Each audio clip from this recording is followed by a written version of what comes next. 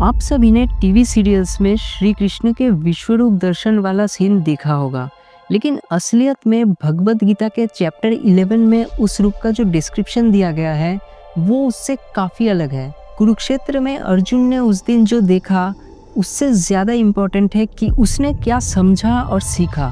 अर्जुन ने जो देखा वो कोई दिल और दिमाग को खुश करने वाला दृश्य नहीं था, वो एक कॉस्मिक ट्रॉमा था, जिस वजह से अर्जुन श्री कृष्ण से रिक्वेस्ट करते हैं कि वो अपने नॉर्मल फॉर्म में वापस आ जाए। आज इस सीरीज़ के 4th एपिसोड में आप एक ऐसी चीज़ समझने वाले हो जो आपने इससे पहले कभी नहीं समझा होगा।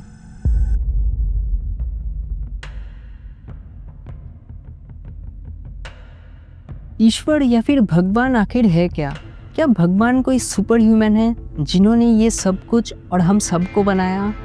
फिर भगवान को किसने बनाया? और अगर भगवान को किसी ने नहीं बनाया, वो सेल्फ एग्जिस्टेंट है और अपने आप बन गए, फिर ये ब्रह्मांड अपने आप क्यों नहीं बन सकता? दरअसल इन सवालों का जवाब और क्रिएशन की जो कहानी आपको सुनाई जाती है वो उस ओरिजिनल कहानी जो हमारे ग्रंथों में लिखी है वहाँ के हर लेवल से सबको थोड़ा थोड़ा करके पता है। इसलिए जब भी आप उन आधे अधूरे कहानियों को सुनते हैं आप कंफ्यूज हो जाते हैं। कभी आपको लगता है कि भगवान फॉर्मलेस है और कभी आपको लगने लगता है कि भगवान का भी कोई फॉर्म है। लेकिन क्रिएशन सबसे पहली बार कैसे हुआ उसका जो कहानी हमारे ग्रंथों में लिखी है उस हिसाब से देखा जाए तो जो एथेइस्ट दावा करते हैं कि सब कुछ अपने आप बन गया वो भी सही है, और जो लोग ये मानते हैं कि सब कुछ भगवान ने बनाया है वो भी सही है। दरअसल यूनिवर्स के एग्जिस्टेंस को जैसा हम समझते हैं कि इसका कोई शुरुआत और अंत होता है वो सच है, लेकिन वो शुरुआत और अंत भी हमेशा एक लूप में चलती रहती है। जैसे कई साल बाद एक युग खत्म होता है और 4 युग खत्म होने पे एक महायुग खत्म होती है, वैसे ही कई कल्प बाद एक ऐसा समय आता है जब पूरा ब्रह्मांड ही डिसॉल्व हो जाती है। इवन ब्रह्मा खुद डिसॉल्व हो जाते हैं। ब्रह्मा के डिसॉल्व हो जाने के कारण इस ब्रह्मांड के जितने भी देवी देवता हैं वो भी डिसॉल्व हो जाते हैं। इसलिए हमारा ये ब्रह्मांड और जो कुछ भी इस ब्रह्मांड में है उसको रियल नहीं बल्कि माया कहा गया है। लेकिन ये क्रिएशन और डिस्ट्रक्शन जहाँ हो रहा है उस अवेयरनेस को हमारे वेदों में एब्सोल्यूट ट्रूथ माना गया है और उसी को ब्राह्मण कहते हैं।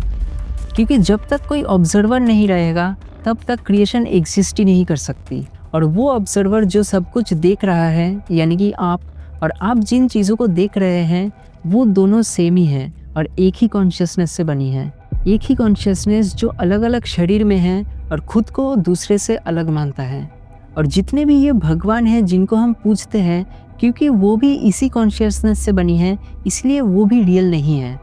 इस कॉन्शियसनेस से या फिर ब्राह्मण से कैसे ये पूरा सृष्टि उत्पन्न हुआ वो इस सीरीज़ के 1st एपिसोड में मैंने डिटेल में समझाया है, और इस एपिसोड में आप जानोगे कि इस कॉन्शियसनेस का एक्चुअल फॉर्म कैसा है जो महाभारत के युद्ध के समय अर्जुन ने देखा था। कुरुक्षेत्र के मैदान में अर्जुन ने जो देखा वो कोई भगवान का रूप नहीं था, वो इस रियलिटी का वो वर्जन था जिसको हमारा दिमाग प्रोसेस ही नहीं कर सकता। इसलिए कृष्ण ने अर्जुन को दिव्य दृष्टि दी, जिसके बाद अर्जुन ने एक ऐसा फॉर्म देखा जिसका ना कोई शुरुआत था ना कोई अंत, जिसके अंदर पूरा सृष्टि समाया हुआ था। करोड़ों सूरज की रोशनी एक साथ वहाँ पड़ रही थी। उस फॉर्म के इनफाइनाइट हाथ और पैर थे और अनंत चेहरे थे, कुछ अच्छे एकदम दिव्य और कुछ एकदम डरावने, और वो चेहरे चारों ओर उसको घेर कर फैले हुए थे। वहाँ हमारा सोलर सिस्टम एक छोटे से एटम की तरह फ्लोट कर रहा था, और सारे ग्रह, जितने भी देवी देवता, असुर, राक्षस और ऋषि हैं वो सब उस एक इनफाइनाइट फॉर्म के एक सेल के अंदर वाइब्रेट कर रहे थे। हम अक्सर अच्छे और बुरे को अलग मानते हैं, लेकिन यहाँ जैसे अच्छा बुरा, सही और गलत बस एक बड़े कहानी का छोटा हिस्सा हो। दोनों उसी सोर्स से बाहर निकल रहे हैं और उसी सोर्स में वापस समा जा रहे हैं। हम सब समय को एक बहती हुई नदी की तरह देखते हैं, पहले पास्ट, फिर प्रेजेंट और फिर फ्यूचर। पर अर्जुन ने वहाँ समय को एक समुंदर की तरह देखा जहाँ सारा समय एक साथ ऑलरेडी घट चुका है। जिन योद्धाओं से अर्जुन नहीं लड़ना चाहता था, जिन्हें वो परिवार समझ रहा था, महामहिम भीष्म, गुरु द्रोण, कर्ण और दुर्योधन, वो सब ऑलरेडी कृष्ण के मुंह में खींचे चले जा रहे थे। दरअसल अर्जुन ने उस दिन एक स्पेसिफिक स्टेट को महसूस किया जिसको ईगो डेथ या फिर डिसोल्यूशन ऑफ सेल्फ कहते हैं। उसने ये जान लिया कि इतने बड़े ब्रह्मांड के खेल में उसका हिस्सा कितना छोटा और इर्रेलेवेंट है, क्योंकि उसने पूरा ब्रह्मांड और सारा समय, पास्ट, प्रेजेंट और फ्यूचर को एक साथ चलते हुए देख लिया था। जिन्हें वो मानने के बारे में सोच भी नहीं सकता था, उनको उसने उस इनफाइनाइट फॉर्म के सामने ऑलरेडी ख़त्म होते हुए देख लिया, चाहे वो लड़े या ना लड़े। और इसी वजह से अर्जुन के अंदर मेन इम्पैक्ट पड़ा, क्योंकि अभी तक वो सोच रहा था कि उसके युद्ध लड़ने या ना लड़ने से एक बहुत बड़ा इम्पैक्ट पड़ने वाला है। लेकिन इस एक दृश्य ने उसको ये समझा दिया कि वो बस एक इंस्ट्रूमेंट है, बस एक कैरेक्टर है इस बड़े खेल में, जहाँ उसके लड़ने या ना लड़ने से कोई फ़र्क ही नहीं पड़ता, क्योंकि रिजल्ट सेम ही रहेगा। इसलिए हमारे ग्रंथों में बार बार ये लिखा गया है कि ईगो को छोड़ने से ही सच अपने आप समझ आ जाती है। इमेजिन कि आपका सारा मेमोरी, आपका नाम और सब कुछ आप एक पल के लिए भूल जाओ। ऐसे सिचुएशन में आप इस दुनिया से या फिर इवन अपने आप से भी कनेक्ट नहीं कर पाते, और इसी point of identification of self को ईगो कहते हैं। एक नॉर्मल इंसान का आइडेंटिफिकेशन उसका शरीर, उसका फैमिली, उसके आइडियाज़ और उसके बैंक अकाउंट तक लिमिटेड होती है। लेकिन जिसका अहंकार जितना बड़ा होगा, वो उतने ही बड़े चीज़ों को अपने आप से जोड़ने लगता है। कई राजा महाराजाओं ने अपने देश और दूसरे देश को भी अपना मान लिया और उसको हासिल करने के लिए युद्ध किए, क्योंकि अल्टीमेटली ये पूरा यूनिवर्स हर किसी का है, इसलिए ईगो का कोई अंत हो ही नहीं सकता।